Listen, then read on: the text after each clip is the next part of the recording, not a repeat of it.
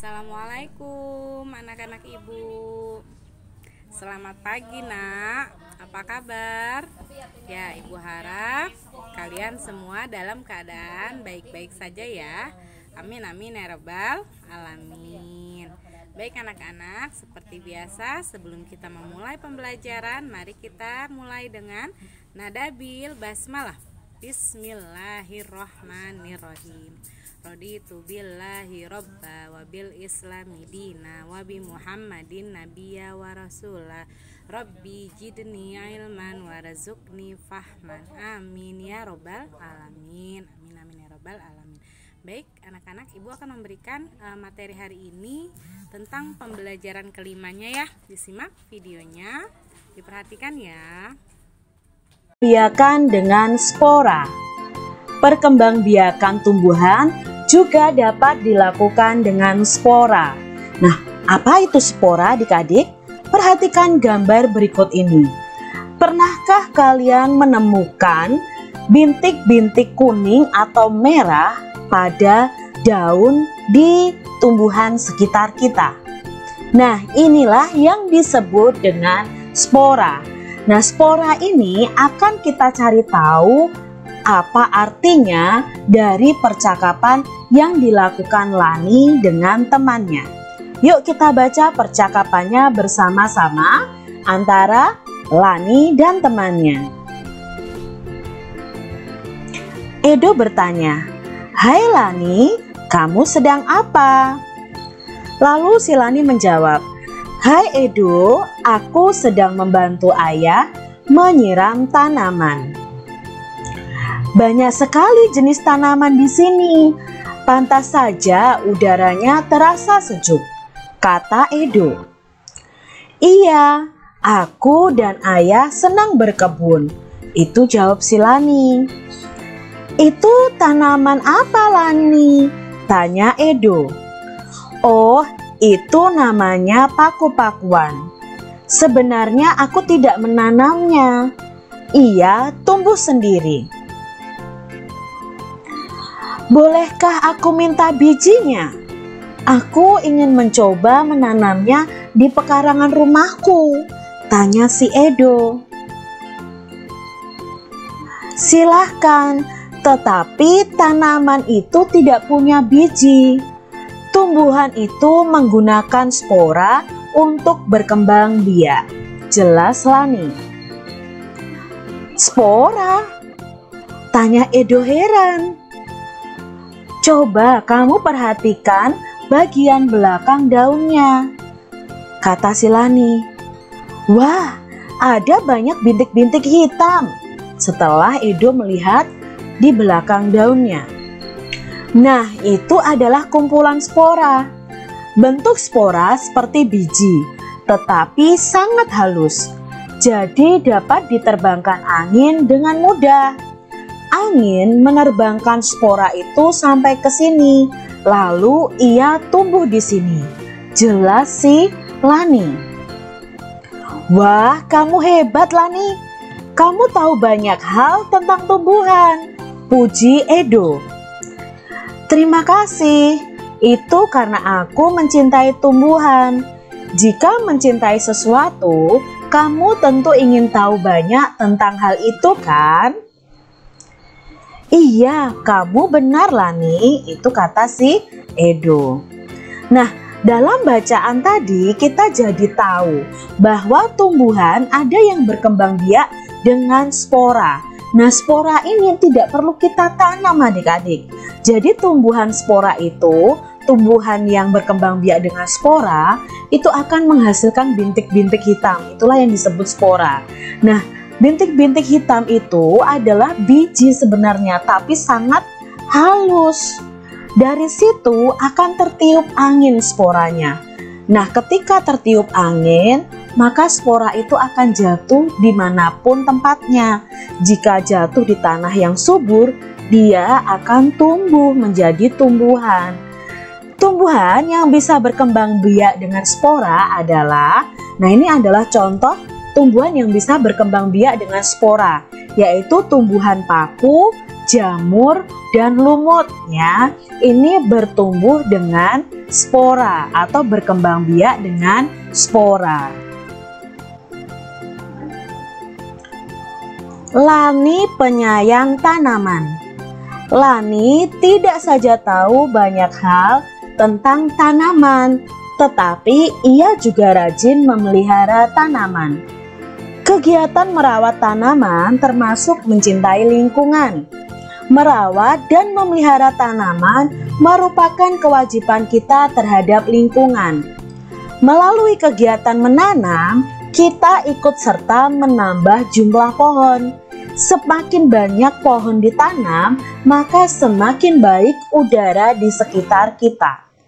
Apa ya hubungannya udara dengan pohon di sekitar kita, adik-adik? Tentu kalian masih ingat bahwa penghasil oksigen di sekitar kita adalah tumbuhan. Ya, tumbuhan itu melakukan proses fotosintesis. Nah, salah satu proses fotosintesis itu hasilnya adalah oksigen. Nah, oksigen itulah yang kita perlukan untuk bernafas. Nah, ingat-ingat ya, jadi oksigen yang kita gunakan untuk bernafas itu adalah hasil dari pohon atau tumbuhan. Kalau semakin banyak pohon atau tumbuhan di sekitar kita, maka oksigen akan semakin banyak juga. Dan udara di sekitar kita juga akan sejuk, akan baik juga ya. Coba bayangkan kalau tidak ada pohon, berarti tidak ada yang memproduksi oksigen bagi kita. Itu berbahaya adik-adik. Maka saat ini sedang digalakkan untuk menanam sejuta pohon. Maksudnya apa Kak Citra? Menanam sebanyak mungkin pohon supaya udara di bumi kita itu tersedia. Coba lakukan kegiatan merawat lingkungan sekolah bersama teman-temanmu. Kegiatan yang dapat dilakukan adalah menanam dan menyiram tanaman. Selain itu, kamu juga bisa merapikan dan membersihkan lingkungan secara bersama-sama. Tumbuhan di sekitar kita itu perlu dirawat adik-adik. Tidak hanya dibiarkan saja, perlu disiram, perlu dipupuk ya. Lalu kita bersihkan dari rumput-rumput yang mengganggu. Nah, kalian bisa praktekkan cara merawat tanaman di lingkungan sekolah, di lingkungan rumahmu, supaya lingkungan rumahmu dan lingkungan sekolahmu terlihat bersih, rapi, indah, dan asri. Sekarang selesaikan latihan soal pembagian berikut ini.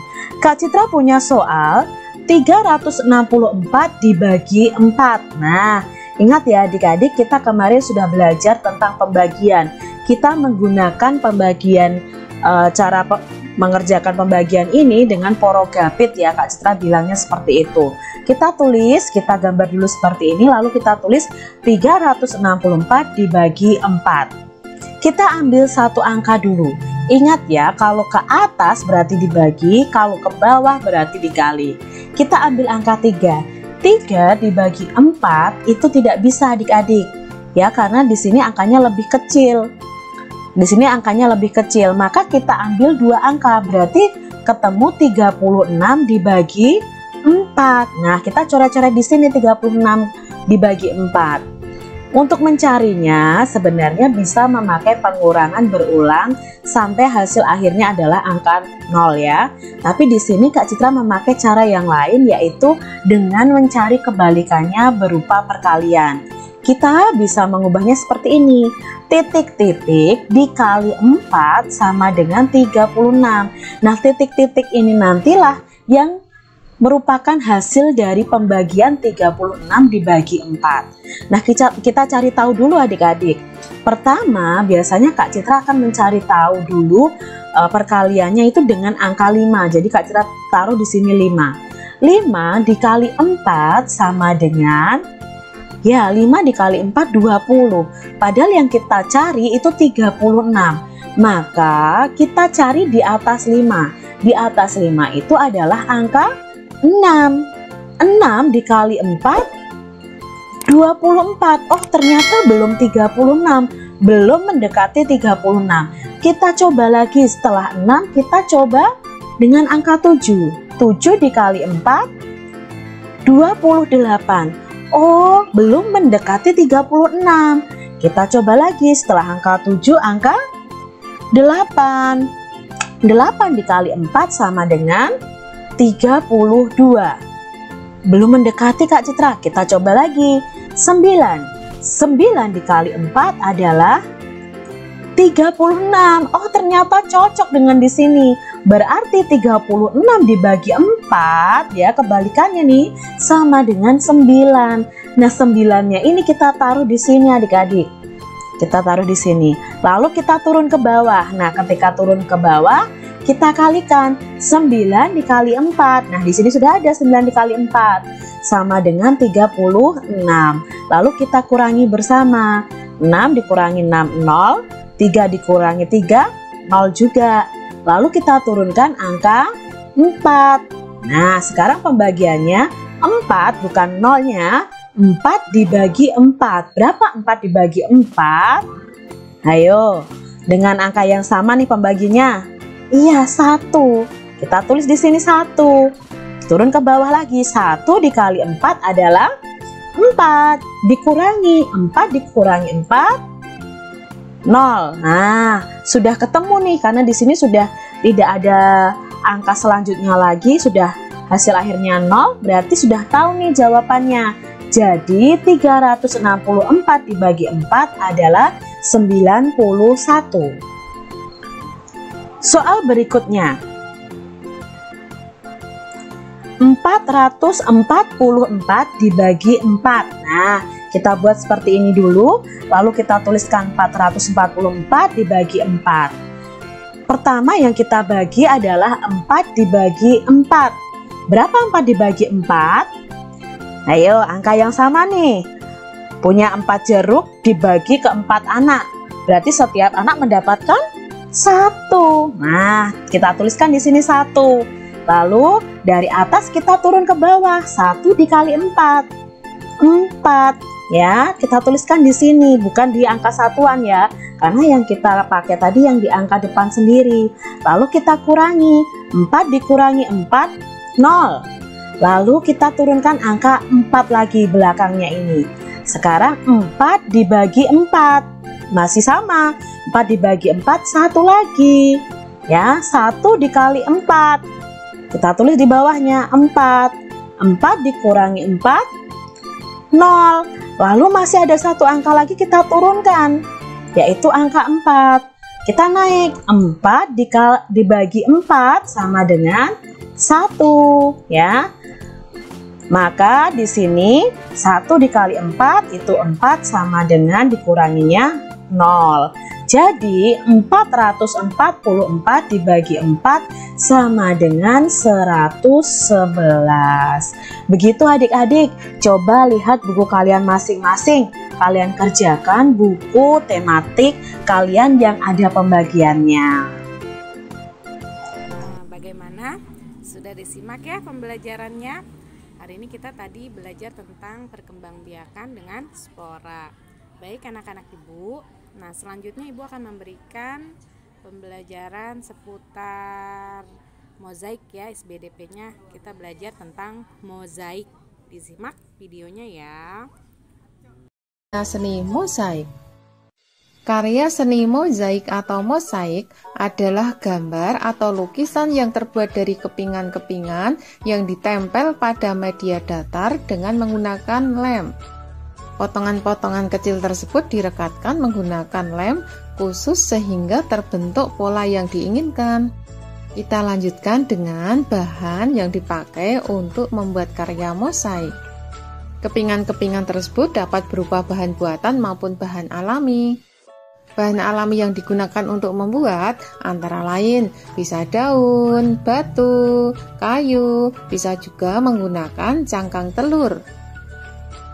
Sedangkan bahan buatan yang dipakai untuk membuat karya mosaik adalah Satu, bisa berupa kepingan keramik, kedua kain perca, ketiga bisa menggunakan kertas, dan yang keempat bisa juga menggunakan kaca. Terus, apa bahan dan alat yang digunakan untuk membuat karya ini? Baiklah, bahan dan alat yang digunakan untuk membuat karya mosaik adalah: pertama, pola gambar atau desain agar gambar mosaik lebih menarik. Kedua, pensil untuk menggambar pola. Ketiga, alat pemotong, bisa cutter, gunting, dan sebagainya. Keempat adalah bahan perekat, misalnya lem. Dan yang kelima adalah alas untuk membuat mosaik, misalnya bisa kardus, karton, dan lain-lain. Ada 5 fungsi dari seni karya mosaik. Yang pertama adalah fungsi praktis estetis, yang kedua fungsi ekspresi, dan yang ketiga adalah fungsi edukatif. Fungsi edukatif mosaik adalah karya seni rupa dapat membantu meningkatkan kemampuan fungsi motorik, daya pikir, daya serap, emosi, cita rasa keindahan, dan kreativitas. Fungsi selanjutnya adalah fungsi psikologis, dan yang terakhir adalah fungsi sosial. Mosaik juga dapat berfungsi sosial, yaitu sebagai sarana untuk pengembangan kebudayaan, sehingga dapat menjadi hiburan dan edukasi bagi masyarakat kita. Bagaimana cara membuat karya mosaik itu? Caranya adalah berikut ini. Tentukan tema yang akan digunakan dalam karya, terus siapkan bahan yang dibutuhkan sesuai dengan tema yang diinginkan. Ketiga, menyiapkan peralatan untuk membuat mozaik. Ditentukan temanya. Setelah itu, mengetahui tema dan pola yang diinginkan, menempel potongan-potongan benda yang telah disiapkan sebelumnya. Gunakan lem khusus untuk merekatkannya ya. Apa perbedaan kolase dengan mosaik itu? Mungkin kalian melihat hasil mosaik dari kolase terlihat hampir mirip dan tidak punya perbedaan. Namun sebenarnya setelah diamati keduanya memiliki perbedaan loh. Kita dapat menyimpulkan bahwa perbedaan kolase dan mosaik terletak pada material dan bahan yang ditempel. Dalam mosaik terdiri dari satu jenis bahan, sedangkan dalam karya kolase bahannya dari berbagai jenis. Ada karya bertema gambar hewan, ada juga beruang, ada juga mosaik yang bertema buah. Semua karyanya bagus-bagus ya. Kalian di rumah bisa mencobanya dan berkreasi baik lebih anak-anakku. lagi. Jadi pada intinya membuat karya mosaik dengan cara bahan dasar, satu bahan dasar yang dipisah-pisahkan dulu atau dipecah-pecahkan dulu ya, atau dirobek-robekan dulu ya, menggunakan tangan bisa, menggunakan gunting bisa ya. Kemudian kita jadikan satu kembali dengan menggunakan perekat ya. Nanti tugas dari ibu untuk kalian buat karya seni mozaik satu saja, bebas ya. Boleh motif alam, boleh binatang, boleh juga tumbuhan. Terima kasih untuk materi hari ini. Ibu akhiri dulu pembelajaran kita hari ini. Mari kita ucapkan alhamdulillahirabbil alamin. Assalamualaikum warahmatullahi wabarakatuh.